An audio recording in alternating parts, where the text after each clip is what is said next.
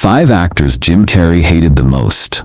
I announced this morning that I was suing Will for $200 million because that video is going to be there forever. It's going to be ubiquitous. It sounds impossible, right? Who could ever dislike Jim Carrey? The man who turned madness into art, who lit up the screen as the chaotic Ace Ventura, the unhinged Riddler in Batman. To millions, that name Jim Carrey means genius. The rubber-faced comedian who redefined what it means to make people laugh. The man who turned chaos into poetry and left audiences gasping with every performance. But here's the twist most people don't know. For all the laughter, the box office success, and the fame, Jim Carrey wasn't in Hollywood to play nice. He didn't care about keeping the peace or fitting in. He cared about truth. And in a town built on illusions, that made him dangerous. Because behind the wild energy and unstoppable grin was a man who set boundaries carved in stone. Cross them, and you weren't just an enemy, you were erased.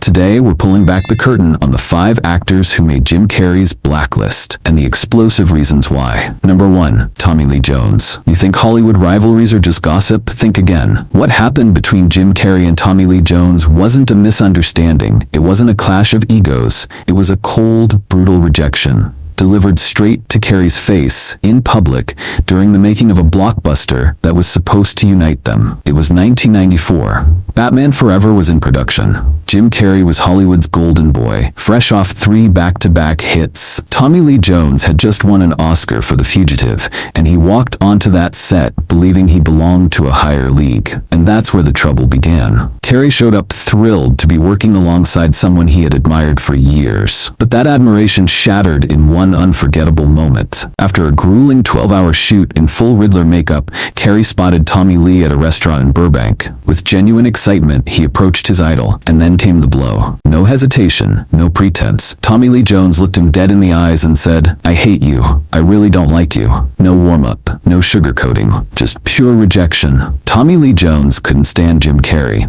He didn't just dislike him, he despised him. To Jones, Carrey wasn't an actor. He was a clown, ruining what he believed should have been a serious film. Every improv, every wild gesture, every unscripted laugh, Jones saw it as disrespect. For weeks, he vented behind the scenes. He demanded Carrey be kept away from his dressing room. He refused to rehearse with him. And then, right before their biggest scene together, the tension finally erupted. That's when Carrey realized this wasn't just personal, it was ideological. Jones didn't believe comedy was art. To him, it was cheap, shallow, beneath real drama. And Jim Carrey, with his fearless improvisation, embodied everything he despised. Even director Joel Schumacher tried to smooth things over, insisting Carrey had been nothing but a gentleman. But Jones left a line that would haunt Carrey forever. "I cannot sanction your buffoonery." That wasn't just an insult, it was a dagger to Carrey's very identity. From that day, the two never worked together again, never appeared side by side, never shared another moment. And Carrey made sure of it,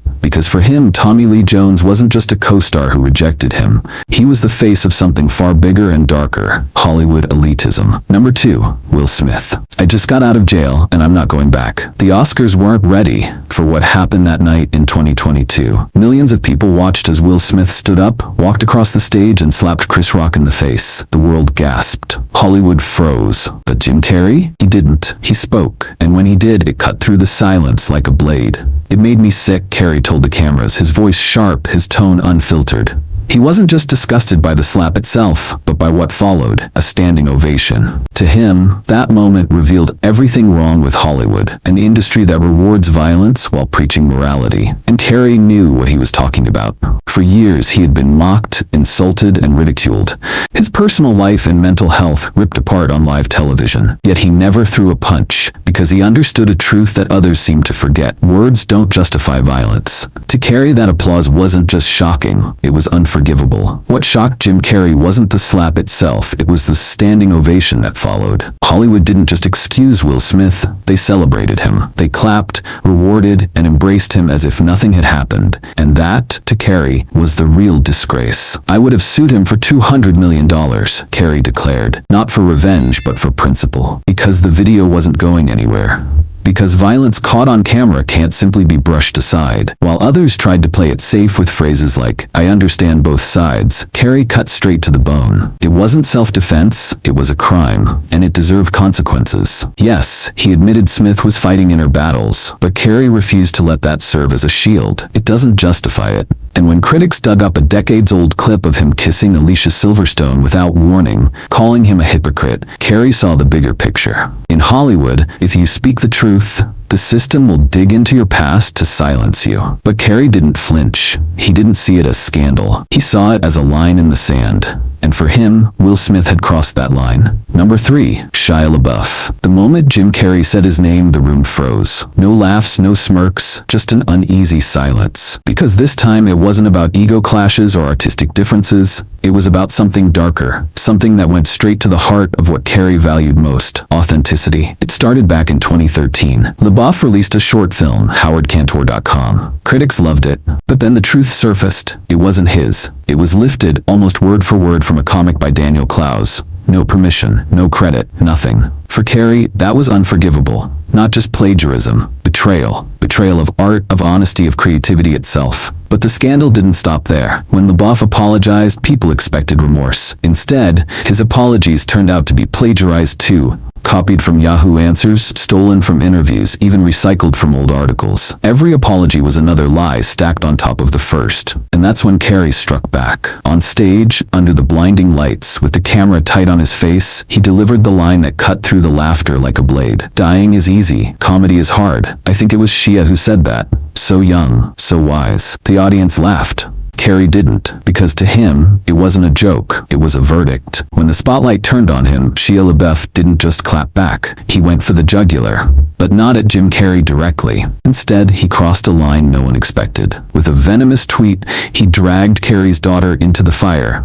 He posted a video of Jim Carrey's band, laced with a cruel remark, mocking her private life, and even throwing in tabloid rumors of arrests and abandonment. None of it verified, just pure malice, meant to wound. For Jim Carrey, that was the moment everything shifted. He had taken punches before, mockery, smear campaigns, criticism that would have broken lesser men. But dragging his daughter into the mud, that wasn't art, that wasn't rivalry, that was cowardice. From that day, Shia LaBeouf's name carried a different weight with Carrey. Not as an enemy, not even as competition, but as someone erased from his world. In Carrey's own words, "I don't care if he wins awards or claims he's rehabilitated. What he did crossed every line, and that doesn't get erased." Number 4, Mark Wahlberg. This was the shocker. Nobody expected Carrey to drop that name, but when he did, there was no laughter, no confusion, only silence. Because with Wahlberg, the wound was deeper. It wasn't about a shouting match or some petty Hollywood feud. No, this was something far more subtle and far more damaging. It goes back to 2009, a time when the world was divided over a heated issue, vaccines. Jim Carrey wasn't trying to stir controversy. He was standing beside Jenny McCarthy, his partner at the time, publicly questioning certain compounds in childhood vaccines. To him, this wasn't rebellion, it was responsibility. He believed his voice had weight, that his fame meant he had a duty to speak up. And then came Wahlberg. During an interview when asked about celebrities giving medical opinions, he didn't hold back. He dropped a phrase that cut like a blade. People should shut up and act. He never said Jim's name, but he didn't have to. Everyone knew exactly who he meant. For Jim Carrey, this one cut deeper than a public insult. It was a hidden punch. Not because of a clash of opinions, but because of the hypocrisy behind it. Mark Wahlberg, the man who often spoke about God, forgiveness, and redemption, the same man who built a narrative around overcoming his violent past, suddenly telling others to stay quiet, to not stir trouble, to stick to the script. Carrey saw straight through it. To him, Wahlberg wasn't speaking from conviction. He was protecting his brand. When the cause is comfortable, everyone has something to say, Carrey thought. But when there are risks, they hide. There were no public feuds, no direct words exchanged again. But Carrey knew the truth. Wahlberg wasn't an ally, he was a businessman. In Hollywood, silence was often disguised as wisdom. But to Carrey, it was just cowardice. And that's when he made a quiet decision. Wahlberg's name was now on his blacklist, because Carrey didn't mind disagreement. What he couldn't stand were people dressing fear as prudence. Sometimes the smartest move wasn't to argue, it was simply to walk away. Number 5, Jenny McCarthy. This wasn't Hollywood drama. This wasn't a clash of egos on set. No, this was personal. And that's exactly why it cut the deepest. For 5 years, Jim Carrey and Jenny McCarthy were the couple everyone talked about. Red carpets, interviews, magazine covers. To the world, they looked inseparable. But behind the scenes, their love story was slowly being rewritten into something Carrey never expected. It all started with a cause close to McCarthy's heart, her son Evan's autism diagnosis. She was convinced vaccines were to blame, and Carrey, out of love and loyalty, stood beside her. He marched, he financed, he gave speeches. For a time, he was the face of a movement. But then, something shifted. The line between love and activism began to blur. Romantic dinners turned into strategy meetings. Family gatherings were scheduled around conferences. Even vacations came with cameras and documentary crews. What was once private, intimate, and theirs was now a stage. Little by little, Carrey felt himself slipping away, realizing the relationship was no longer about love, it was about a cause. And in that cause, he could no longer find himself. He thought he was falling in love. What he didn't know was that he was stepping into a trap.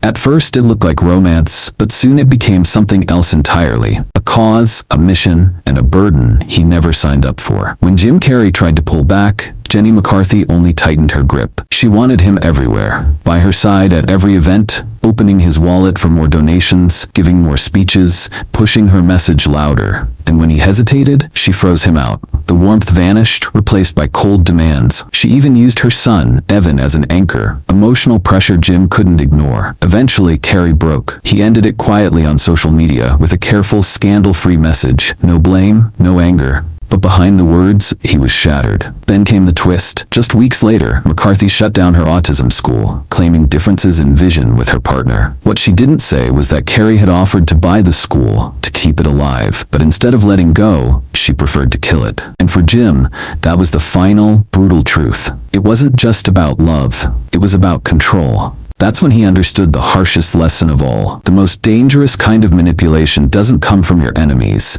It comes from the person lying next to you. So who could possibly hate Jim Carrey, the man who made the world laugh, cry, and question reality itself? The truth is, Hollywood isn't a playground of endless smiles. Behind the lights and applause, it's a battlefield of egos, principles, and scars that never heal. For Carrey, it was never about being liked. It was about being real. And when someone crossed that line, whether it was an idol, a peer, or even a lover, he didn't just walk away. He burned the bridge for good. Because in Jim Carrey's world, forgiveness isn't guaranteed. And forgetting, that's impossible. Now the real question is, if Carrey had his own blacklist, who else do you think would be on it?